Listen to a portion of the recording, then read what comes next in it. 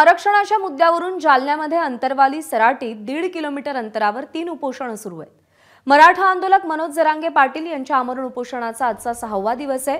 मराठा आंदोलक मनोज जरांगे यांच्या समर्थनार्थ आज जालना जिल्हा बंदची हाक देण्यात आली आहे। अखंड मराठा समाजाच्या वतीने ही हाक दिली गेली आहे। मनोज जरांगे यांच्या मराठा आरक्षणासंदर्भातल्या मागण्या मान्य करण्याची मागणी केली जाते। दरम्यान शनिवारी वडीगोद्रीमध्ये झालेल्या मराठा ओबीसी वादावर ते आज काय बोलणार याकडे लक्ष लागलंय। दुसरीकडे ओबीसी आरक्षण बचावासाठी आंदोलक लक्ष्मण हाके आणि नवनाथ वाघमारे यांच्या आमरण उपोषणाचा आजचा 4था दिवस आहे। तर ओबीसी आरक्षण बचावासाठी ॲडव्होकेट मंगेश ससाणे यांचं देखील आंदोलन सुरू आहे। आज त्यांच्या उपोषणाचा 5वा दिवस आहे।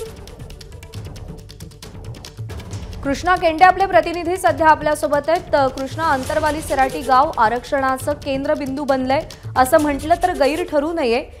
या 3 आंदोलनांचा कसा परिणाम होतोय या संपूर्ण परिसरामध्ये?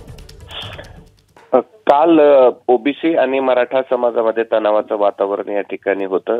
एकच रस्त्यावरती ही उपोषण असल्यामुळे त्याच रस्त्यावरून ये-जा होती आणि त्यामुळे एकमेकांच्या विरोधात घोषणाबाजी झाली। काही काळ तणावाचं वातावरण होतं।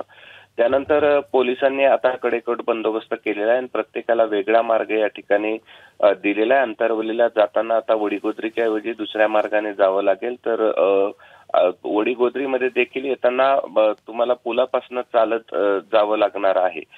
त्यामुळे पोलिसांकडून कुठलाही अनुचित प्रकार घडू नये म्हणून योग्य ती काळजी या ठिकाणी घेतली गेलेली आहे। शिवाय आज जालना बंदची हाक या ठिकाणी मनोज जरांगे यांच्या मागण्या पूर्ण करण्यासाठी देण्यात आली। छत्रपती संभाजीनगरमध्ये 10:30 वाजता केम्ब्रिज चौकामध्ये रास्ता रोको आंदोलन करण्यात येणार आहे आणि दुसरीकडे गेल्या 6 दिवसांपासून अंतरवली सराटी या गावामध्ये 3 वेगवेगळी उपोषण सुरू आहेत। त्यात मनोज जरांगे पाटील यांच्या उपोषणाचा आजचा 6वा दिवस आहे।